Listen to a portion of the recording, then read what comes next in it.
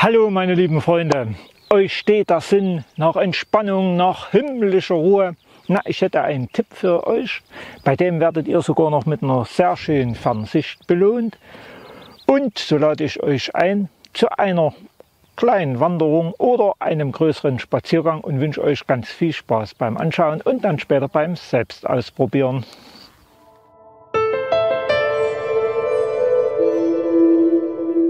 Am Startpunkt unserer reichlich 5 Kilometer langen, von der Erlebnisheimat Erzgebirge vorgeschlagenen Tour um den Heidberg wartet scheinbar an der ziemlich schmalen neue Straße in Dittmannsdorf, ihr seht die enge Straße und das Parkverbot, bereits der obligatorische erste Pferdefuß. Dem ist aber nicht so. Unterhalb der sehr markanten Kirche finden wir nämlich den zur Turnhalle gehörigen Parkplatz, welchen zumindest ich genutzt habe. Von hier sind es knapp 500 Meter Fußweg bis zum Ausgangspunkt und wir können uns an den Heidberg-Rundweg machen. Zunächst durch dieses Privatgrundstück. Ich finde es sehr gut, dass der Besitzer diesen Weg der Öffentlichkeit als Wanderweg zur Verfügung gestellt hat. Selbstverständlich ist das heutzutage ja wirklich nicht mehr. Wobei ich mich gefragt habe, wie ernst ist wohl dieser Warnhinweis gemeint? Auf jeden Fall hat man hier im ehemaligen Fridolin-Gut, welches mittlerweile sehr schön saniert ist, viel für bunte Natur, besonders mit dem schön gepflegten Teich übrig. Mir hat es ausgesprochen gut gefallen, und die Einstimmung für diese Runde hätte können nicht besser sein. Die Ausschilderung lässt übrigens auf dem gesamten Weg auch nichts zu wünschen übrig. So steigen wir zunächst sacht im Tal des Gornauer Baches nach oben. Bänke zum Innehalten, Ruhen und Genießen warten übrigens auf dieser wirklichen Genusswanderung, wie wir noch sehen werden, mehr als reichlich auf uns. Und jetzt? Jetzt geht es die nächsten reichlich 600 Meter nach oben. Ich kann hier den Mund halten und ihr die Wiesen mit ihren wunderschönen wilden Blumen und erste Ausblicke hinunter auf Dittmannsdorf bzw. Gornau, welches am Rand zu erkennen ist, genießen.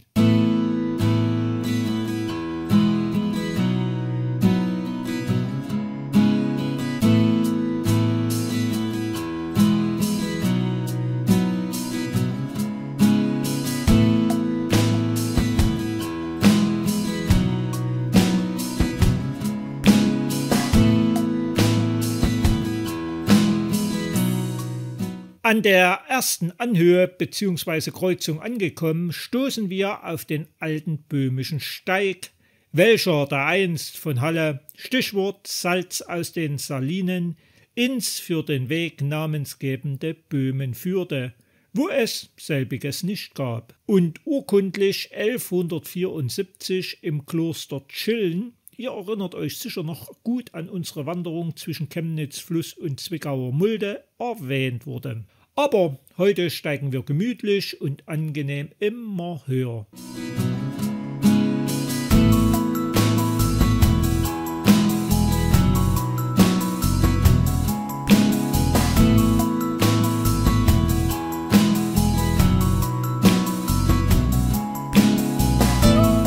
Lediglich in Emmrichs Steinbruch können wir nicht hinein.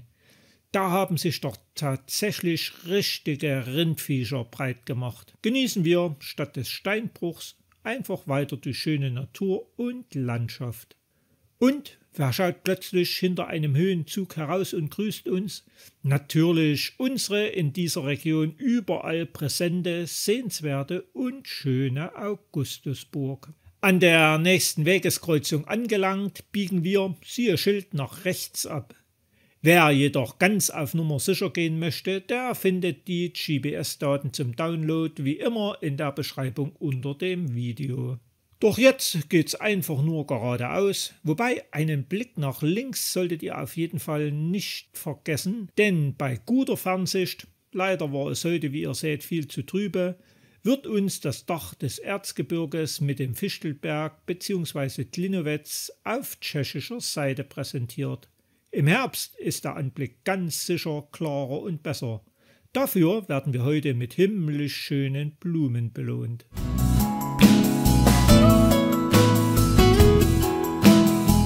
Auch im sich anschließenden Wäldchen wartet fast nichts als Ruhe. Lediglich dieser inzwischen ziemlich zugewachsene Teich am Rande ist ein etwas anderer Farbtupfer.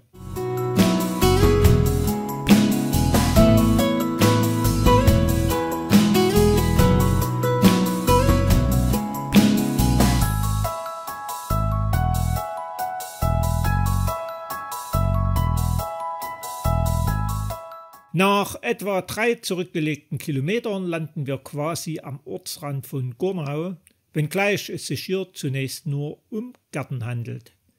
Wir biegen jedoch am ersten Abzweig nach rechts ab, queren diesen kleinen Wasserlauf und folgen der Ausschilderung weiter.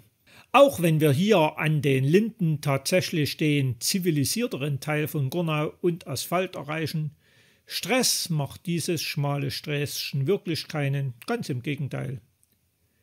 Schließlich geht's per Schild noch einmal ums Eck, so man nicht per grüner Markierung in den Ort hinein möchte, und die Natur, sprich der nächste ruhige Feldweg, hat uns wieder.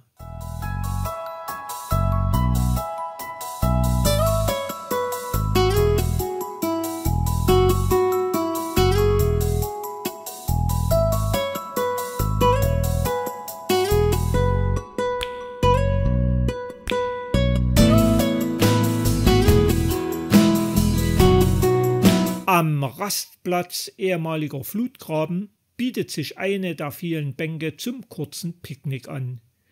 Schließlich haben wir unseren Rundkurs fast geschafft. Aber mehr noch sollten wir eine Rast einlegen, zumindest zu dieser Jahreszeit, um dieses traumhafte Meer an Margeriten genießen zu können. Mir sind die Augen übergegangen. So etwas habe ich in dieser Form und Größe noch nie gesehen.